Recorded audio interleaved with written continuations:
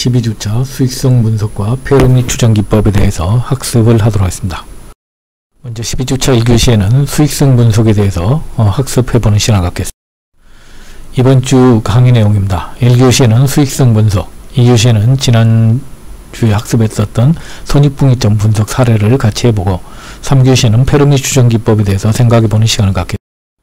먼저 학습 목표입니다. 수익성 분석에 대해서 설명할 수 있습니다. 손익분기점 분석에 대해서 설명할 수 있습니다. 페르미 추정 기법에 대해서 이해할 수 있습니다. 학습 목차로는 1교시 수익성 분석, 2교시 손익분기점 분석, 3교시 페르미 추정 기법에 대해서 학습해 보도록 하겠습니다. 지난 시간에 학습하신 내용을 리뷰해보면 지난 시간은 11주차로서 사업 타당성 분석을 주제로 다음과 같이 학습하였습니다. 사업 타당성 분석이 여러 가지 있습니다만 먼저 사업 타당성 분석의 개요에 대해서 학습했고, 특히 그 중에서도 두 번째 시간에는 사업 타당성 분석 1로서 아이템과 경제성에 대해서 학습하였었고, 3교시에는 사업 타당성 분석에서 재무 분석 기법에 대해서 학습하였습니다. 지난 시간에 학습하신 내용을 간단하게 리뷰했습니다. 먼저 지난 시간에 우리가 첫 시간에 사업 타당성 분석 개요에 대해서 7가지에 대해서 개괄적인 걸 살펴봤습니다. 첫 번째, 우리가 창업자 적합성입니다. 그래서 보통 사업을 하는 데 있어서 우리가 아이템이나 경제성, 시장성 이런 것들은 많이 보지만 실적으로 창업자 적합성은 많이 안 보는데, 실적으로 사업을 하는 것은 결국은 창업자하고 어떤 궁합이 맞아야 된다고 생각합니다. 또 우리가 창업을 한다는 결국은 새로운 직업을 창출하는 것이고 새로운 고용을 하는 것이고 평생을 할 수 있기 때문에 본인의 어떤 적성과 자질, 경영 능력, 업종의 적합성, 경험과 지식 이런 것들을 고려해서 우리가 창업자 적합성을 고려해야 되는데, 대부분 좋은 아이템이 있다면 아니면 좋은 목의 어떤 가게가 있다면 어떤 자신과의 어떤 적합성을 고려하지 않고 부안회동에서 이렇게 사업하는 경우가 있는데, 창업자 적합성은 어떻게 보면 사업 타당성 분석에서 제일 중요한 가장 첫 번째 요소라고 생각합니다. 자, 두 번째, 사업이라는 것은 우리가 리스크, 항상 이렇게 좋은 일만 있을 수가 없죠. 최근 같은 코로나 리스크라든지 수많은 어떤 그 리스크들이 있습니다. 그래서 그런 리스크들을 고려해야 됩니다. 그래서 관련 리스크로는 시장 관련 리스크도 있을 수가 있고, 그래서 재산 관련 리스크, 또 종업원의 어떤 그 관리에 대한 리스크, 그 다음에 고객에 대한 리스크, 그 다음에 생산 관리 리스크, 또한 어떤 정부 정책에 대한 리스크, 그 다음에 기타 리스크, 이렇게 다양한 리스크를 예를 들어 통제할 수 있고 그런 것들을 이렇게 넘어갈 수 있는 그런 리스크를 이렇게 핸들링할 수 있는 어떤 유연성, 이런 것들을 또 우리가 분석해야 됩니다. 세 번째는 우리가 또 많은 그 사업자들이 관심을 갖고 있는 아이템입니다. 아이템은 수많은 어떤 좋은 아이템의 요건이라든지 여러 가지가 있습니다만은, 일단 아이템에서는 세 가지를 고려해야 됩니다. 첫 번째는 아이템은 일단은 우리가 사업을 하기 위해서는 돈을 벌기 위해서 하는 거기 때문에 먼저 수익성을 고려해야 될 것이고, 두 번째는 아이템이 이렇게 예를 들어서 유행을 타거나 아니면은 쉽게 예를 들어서 이렇게 다른 사람이 진입할 수 없는 이런 경쟁이 치열한 이런 것들은 아무래도 당장은 좋지만 어려울 것으로 봅니다. 그래서 안전성도 중요하고, 그다음에 사업을 내가 지속적으로 하기 위해서는 지속적인 어떤 스테디셀러 같은 이런 아이템을 찾는 것이 필요하다. 물론 그런 아이템을 찾는 것은 쉽지 않지만 이런 것을 고려해야 됩니다. 네 번째는 시장성입니다. 그래서 시장의 어떤 특성이라든지 어떤 주된 소비자나 소비량이나 이런 것들의 어떤 수요 분석, 그 다음에 공급 분석, 그리고 향후에 내가 했을 때 어떤 매출 추정, 판매비나 이런 것들을 추정해서 시장성을 분석해야 되고, 어떤 또 기술을 가지고 있다면 기술의 어떤 특허 관련 여부라든지 진입 여부, 그 다음에 향후 어떤 이 기술의 어떤 성장 가능성, 또한 어떤 다른 곳에서 어떤 벤치마킹 할 수 있는 기술인지 아닌지 이런 독자성, 이런 것들을 고려할 필요가 있습니다. 그리고 또 우리가 이제 또 경제성 분석을 해야 됩니다. 그래서 경제성이라는 것은 우리가 어떤 사업이 경제적으로 얼마나 매력적인 것인지 여부를 판단하고 수익과 비용을 추정하고 분석 검토하는 건데, 주로 우리가 경제성에서는 이제 많이 하는 것들이 손익분기점 분석이기 때문에 이번 시간에 우리가 또 두 번째 시간에 손익분기점 분석을 통해서 경제성 분석의 어떤 실전 사례를 살펴보도록 하겠습니다. 그 다음에 이제 우리가 또 재무성, 굉장히 중요하죠. 사업이라는 것은 결국은 돈의 흐름, 얼마나 어떤 내가 그 돈의 가치를 잘 유지하고 발전시키느냐 이런 것들이 중요합니다. 그래서 우리가 이제 뒤에서도 잠시 배우겠습니다만은 복습하겠습니다. MPV법이라든지 예를 들어서 회수기간법이라든지 이런 어떤 여러 가지 어떤 그 회계적 이익률법이라든지 이런 것들을 통한 어떤 재무성을 분석하는 이런 사업 타당성 분석 개요에 대해서 우리가 지난 시간에 있습니다. 자, 그 다음에 이제 이번 시간에도 학습할 내용이고, 지난 시간에 학습했었던 손익분기점 분석입니다. 결국은, 우리가, 어떤 사람도, 아마, 갓난아이도, 자기가 손실을 보려고 어떤 행위를 하지는 않을 겁니다. 그래서, 기본적으로 자본주의에서, 기본적으로 내가 사업을 하거나 어떤 경쟁을 한다는 것은 기본적으로 내가 손익분기점을 넘기겠다는 것입니다. 근데 우리가 사업을 하다 보면 기본적으로 들어가는 비용이 매출과 상관없이 들어가는 비용이 고정비라는 게 있습니다. 여러분들이 보시는 바와 같이 고정비가 일정 부분 매출에 상관없이 들어가게 되고, 그리고 내가 매출이 증가하면서 거기에서 발생하는 원재료비라든지 판매 관리비라든지 이런 변동비 등이 발생하게 됩니다. 그래서 처음에 사업을 하게 되면 당연히 매출이 일정 부분 발생하지 않으면 손실이 발생할 수밖에 없습니다. 그래서 우리가 이제 매출이 점점 늘어나게 되면서 거기에서 이제 고정비를 넘어선 어떤 변동비를 초과하는 변동비와 어떤 고정비를 합한 거하고 매출액이 일치하는 점을 우리가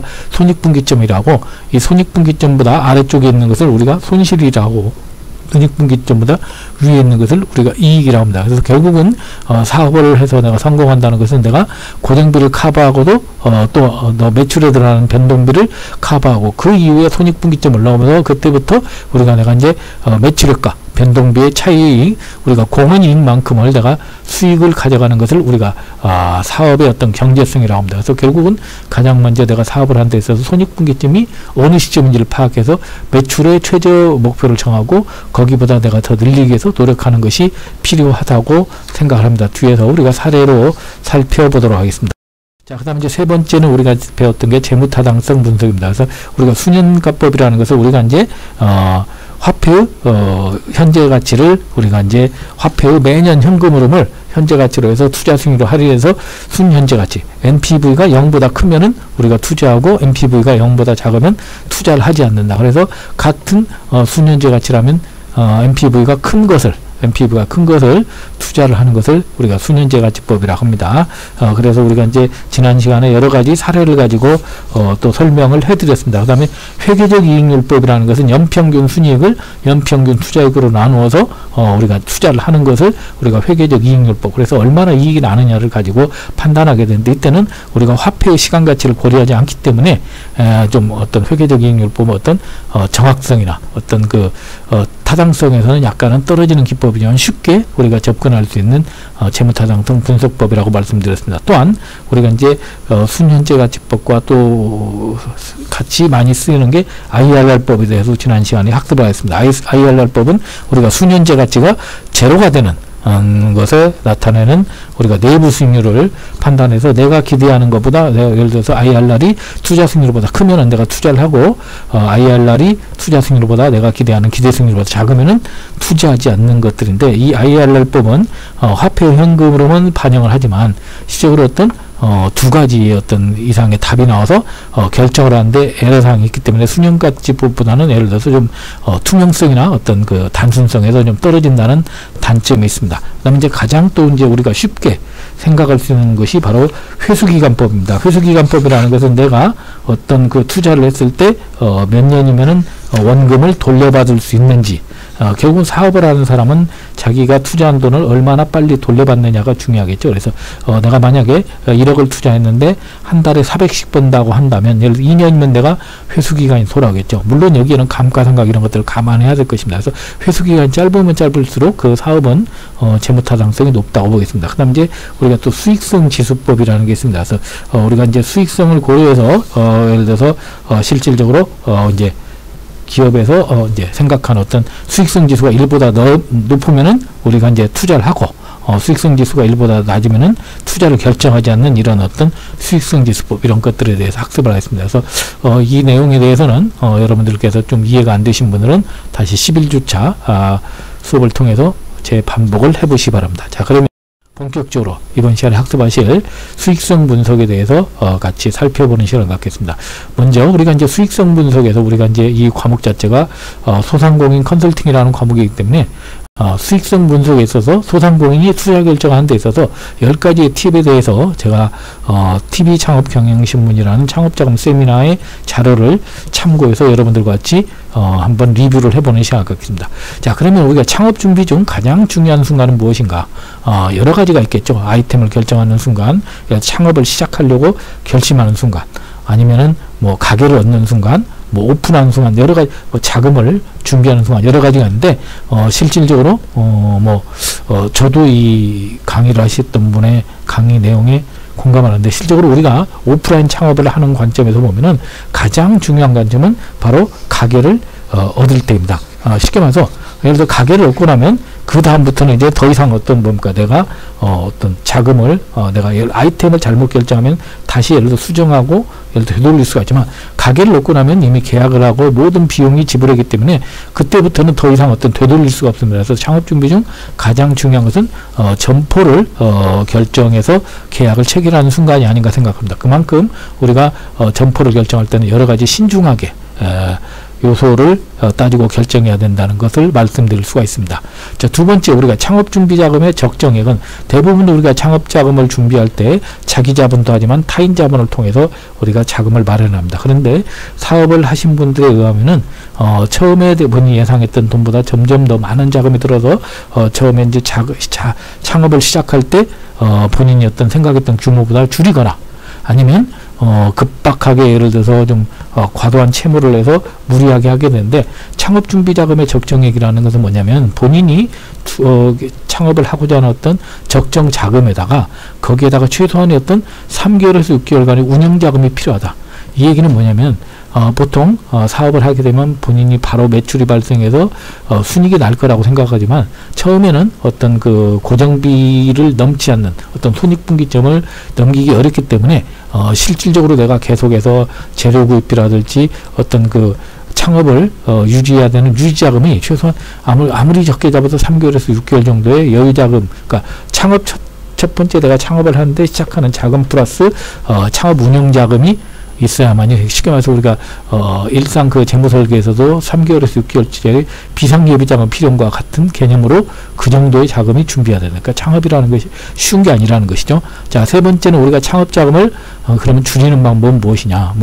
여러 가지 방법이 있겠죠. 예를 들어서 공동창업하는 방법. 그런데 공동창업이란 건 또 서로 의견이 맞지 않았을 때 이런 불협화음 이런 것들도 있죠. 그 다음에 창업자금을 줄이는 방법은 예를 들어서 입지를 조금 안 좋은 조건으로, 예를 들어서 1층보다는 2층으로 가는 방법, 이런 방법. 물론 당연히 거기에 대한 리스크는 따르겠죠. 그리고 고정비를 줄이는 방법이 있겠죠. 예를 들어서 직원을 좀 줄인다든지 시스템을 바꿔서 이런 창업자금을 줄이는 방법들이 있을 수가 있고, 아니면은 지금 업종 전환하는 예를 들어서 가게를 내가 예를 들어서 인테리어를 그대로 인수해서 하는 방법, 이런 여러 가지 다양한 방법들을 활용해 볼 수 있다고 말씀드리겠습니다. 네 번째, 우리가 이제 사업을 결정할 때 많은 프랜차이즈나 어떤 사업을 할 때 사람들이 투자 수익률을 많이 따집니다. 자, 투자 수익률이 몇 프로냐, 이것도 중요하지만 저는 실제로 월 순수익이 더 중요하다고 봅니다. 예를 들어서 투자 수익률이 내가 5천만 원 투자해서 30%가 난다고 하면은 월 투자 수익률이 쉽게 말해서 연간 투자 수익률이 만약에 30%가 난다면은 저는 1년에 1,500만 원을 버는 거죠. 5천만 원 투자해서. 그러면은 굉장히 많이 버는 겁니다. 그런데 그걸 12달로 나누면은 한 달에 한 120만 원 꼴을 버는 겁니다. 그런데 저는 최소한 400만 원이 필요하다면 실제로 투자 수익률 30%가 아무런 의미가 없다는 거죠. 그래서 결국은 내가 투자 수익률도 중요하지만 월 순수익이 내가 요구하는 금액만큼이 벌 수 있느냐를 우리가 투자 결정할 때 수익성 분석에서 고려해야 된다. 다섯 번째, 그리고 내가 내 자금만 가지고 다 창업을 할 수는 없죠. 그래서 만약에 내가 만약에 지금 1억밖에 없는데 만약에 5천만 원을 투자해서 더 나은 투자 수익률을 감안한다면 우리가 레버리지 효과를 감안한 투자 수익률도 고려할 필요가 있습니다. 뒤에서 사례로 한번 분석해 보도록 하겠습니다. 자, 여섯 번째, 그 다음에 이제 사업을 하다 보면 우리가 당장 내가 사업을 운영해서 뒤에서 사례로 설명드리겠습니다만 내가 벌어들인 돈이 몇백이 있습니다. 그런데 나는 처음에 시작할 때 수많은 인테리어 비용이라든지 시설비 이런 것들이 들어갔습니다. 그러면 이런 것들은 기껏해야 한 3년에서 4년 정도면은 감가상각이 이루어져서 투자 가치가 없어지게 되는데, 이런 비용, 감가상각비라든지 아니면 주차용 자금에 대한 이자 비용 이런 것들을 우리가 감안하지 않고 당장 내가 매출로 발생한 어떤 수익에서 변동비와 고정비 일정 내가 보이는 고정비만 빼면은 이건 투자 수익률이 높은데 실제로 이게 과연 정상적인 수익률인지 한번 꼼꼼히 따져볼 필요가 있다. 그래서 보이지 않는 비용, 감가상각비라든지 이런 이자 비용 이런 것들도 감안해야 됩니다. 자, 7번째, 그 다음에 또 대부분의 우리가 사업을 할 때 대표자 인건비를 고려하지 않고 나가는 고정비만 가지고 예를 들어 300을 벌었다. 굉장히 많이 벌었다는데 만약에 대표자하고 배우자하고 둘이 만약에 한 달 내내 일을 해서 300을 벌고 있다면 결국은 그 사업은 성공적인 사업이라고 볼 수 없는 거죠. 그 사람들이 예를 들어서 사업을 하지 않고 다른 곳에서 일을 하더라도 300만 원 이상을 벌 수 있기 때문에 대표자 인건비를 고려한 투자 수익률을 따져봐야 됩니다. 그 다음에 8번째는 가장 중요한 것은 투자 수익률보다 자기가 바라는 적정 월 수익이 얼마냐를 보고 사업을 결정하는 것이 필요하다. 그리고 9번째에서 우리가 이제 회수기간 과 투자 수익률인데 만약에 어림잡아서 만약에 투자 수익률이 한 달에 3%다 하면은 실제로 회수기간은 한 3년 정도로 보면 되겠죠. 그 다음에 투자 수익률이 만약에 월 4%라면 회수기간은 2년 정도 이렇게 어림잡아 보는 우리가 투자 수익률을 통해서 회수기간을 우리가 산출하는 어림잡아 방법이 있다고 볼 수 있습니다. 자, 그리고 우리가 이제 뒤에서도 설명드리겠지만 결국은 우리가 장사에서 결국은 성공하는 것은 우리가 매출을 늘리면 늘릴수록 수익이 굉장히 급격히 드러나게 됩니다. 그 이유는 우리가 손익분기점을 넘어서게 되면 고정비는 더 이상 발생하지 않고 변동비 부분만큼만 발생하기 때문에 그래서 우리가 대박가게 이런 것들이 이제 계속해서 이제 성공하는 것들이 어떤 일정 부분의 어떤 손익분기점을 넘으면 그때부터 매출이 증가하면 증가할수록 변동비만큼만 빼면 공헌이익이 늘어나기 때문에 그런 것들에 대한 어떤 수익의 변동성도 뒤에서 사례로 살펴보도록 하겠습니다.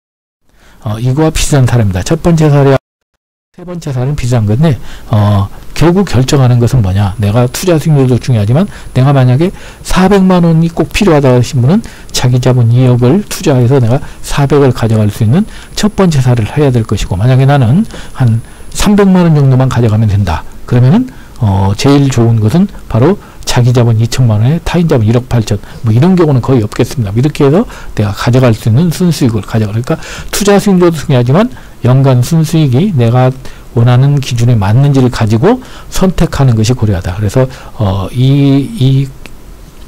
여기 투자 결정 시뮬레이션 1, 2, 3에서 제가 여러분들에게 드리고 싶은 것은 우리는 대부분 투자 수익률만 가지고 높은 투자 수익률에 현혹돼서 결정하게 되는데 가장 중요한 것은 연간 순수익, 그리고 내가 그만큼의 예를 들어서 타인 자본을 끌어들일 수 있는 여력이 있느냐, 좋은 조건 이런 것들을 고려해서 해야 됩니다. 만약에 타인 자본을 내가 끌어들였는데 타인 자본이 6개월 뒤에 예를 들어서 이자를 엄청나게 올리거나 아니면 예를 들어서 회수 조건을 강화한다면 결국은 내가 다시 이런 것들이 무너지기 때문에 이런 여러 가지를 고려해서 우리가 투자 결정을 할 필요가 있다는 것을 말씀드릴 수 있습니다.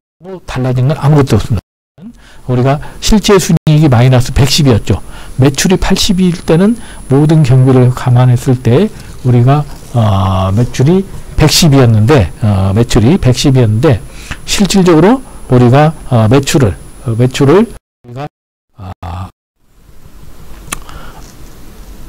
100만 원으로 하루에 20만 원씩 늘리게 되니까 결국은 투자 수익률이 22.4% 늘어나게 되더라. 결국은 무슨 말이냐, 우리가 비용도 굉장히 줄이는 것도 중요하지만 결국은 그 비용을 커버할 수 있는 것은 매출만 늘린다면, 매출만 내가 일정 손익분기점 이상의 어떤 고정비를 커버할 수 있는 이상의 수익률만 늘린다면은 우리가 훨씬 더 우리가 그때부터는 기하급수적으로 이제 고정비를 다 상쇄하고도 손익분기점이 발생했기 때문에 우리가 더 많은 우리가 공헌이익을 얻어갈 수가 있습니다. 그래서 아마 그런 것 때문에 대부분 장사하신 분들이 망해가는 가게를 인수하면서도 우리가 과감하게 투자하는 이유는 내가 이 가게를 내가 투자한다면 아마 내가 그 이상으로 내가 수익을 올릴 수 있다는 자신감 때문인데, 과연 이 매출액이 이건 예상이기 때문에 정말 하루에 매출액 100만 원이라면은 만약에 2만 원짜리 통닭이라면 최소 50마리를 매일 꾸준히 팔아야 된다니까 쉬운 건 아니죠. 그런데 우리가 이런 관점에서 접근할 필요가 있습니다. 그러면 반대로 우리가 사업이라는 것은 반대의 상황도 봐야 됩니다. 만약에 우리가 이렇게 계산했는데 만약에 매출이 60만 원으로 내가 원래 예상했던 80만 원이 아니라 아니면 100만원보다 100만원 증가한 것처럼 60만원으로 떨어지게 된다면 어떻게 될 것인지 한번 보도록 하겠습니다. 자, 여러분들이 보시면 여기 다 바뀐 건 없죠. 일평균 매출액이 60만원으로 줄었습니다. 60만원 줄면은 월간 매출액이 1,800만원이 되는 거죠. 1,800만원에서 매출 원가는 630만원이 되고 매출이익은 1,170이 됩니다. 자, 1,170이 되는데 일반 경비 우리가 850만원 빼고 나면은 순이익은 320이 됩니다. 320인데 내가 거기에서 추가 경비 대표자 인건비하고 감가상각비 이자 이 보이지 않는 비용을 감안해서 하게 되면은 우리가 마이너스 500만원이 됩니다. 마이너스 500이면은 연간 누적 실제 투자 승률은 마이너스 40%니까 이것은 사업을 하면 할수록 손해보는 거예요. 그러니까 결국은 어떤 일정 부분에서 뒤에서도 우리가 두 번째 시간에 설명드리겠습니다만은 수익성 분석에서 가장 중요한 것은 우리가 고정비 이런 것도 중요하지만 결국은 매출액을 얼마나 지속적으로 높이느냐. 매출액이 높으면 손익분기점 이상으로 높으면 높아질수록 결국은 실제 내가 가져갈 수 있는 순이익은 점점 늘어날 것이고 아니면 내가 매출액이 굉장히 예상했던 것보다 줄어든다면 실제로 고정비는 고려하고 내가 예를 들어서 기본적으로 나가야 되는 어떤 감가상각비 같은 거 감안한다면 사업을 하면 할수록 손해보는 그래서 최근에 여러분들이 이렇게 많은 이제 인터넷 기사나 이렇게 매스컴, TV 뉴스에서 많이 나오는 최근에 이제 코로나 사태로 인해서 장기간으로 해서 뭐 이태원에 이렇게 맛집들이 문을 닫게 되고 그다음에 오래된 어떤 그 지역의 어떤 예를 들어서 이제 아주 랜드마크와 같은 그런 가게들이 문을 닫는 것들이 결국 뭐냐면 이 고정비, 매출이 줄기 때문에 고정비를 감당하지 못해서 이게 한 달 같으면 버틸 수가 있는데 이게 계속해서 나오게 되면 결국은 사업이라는 게 이제 어떤 뭔가 미래를 바라보고 지속성을 가져야 되는데 결국 내가 들어온 돈은 없고 고정적으로 나가게 되는 어떤 손익분기점에서 손실이 계속해서 누적적으로 쌓이게 되면은 이제 결국은 사업을 접게 되는 거죠. 그러니까 결국은 이 손익분기점, 수익성 분석에서 가장 중요한 것은 얼마나 이 매출액이 내가 현실적으로 내가 이 고정비나 어떤 보이지 않는 변동비, 내는 보이지 않는 고정비 이런 것들을 커버하고도 내가 계속해서 지속적인 수익을 낼 수 있느냐 이런 것들을 우리가 고려하고 우리가 투자 결정해야 됩니다. 물론 이것도 아주 어떻게 보면은 보이지 않는 다른 아주 세세한 비용을 감안하지 않은 거지만 최소한 이 정도의 어떤 여러분들이 노란색으로 된 어떤 우측에 있는 항목별 비용의 실제 순이익을 고려를 해서 여러분들이 산출해서 사업을 추진해야 되고 수익성 분석을 해야만 이렇게 우리가 그래도 덜 우리가 예를 들어서 손해를 보지 않고 사업을 할 수가 있는데 대부분 어떤 타인의 어떤 분석 보고서나 아니면 내가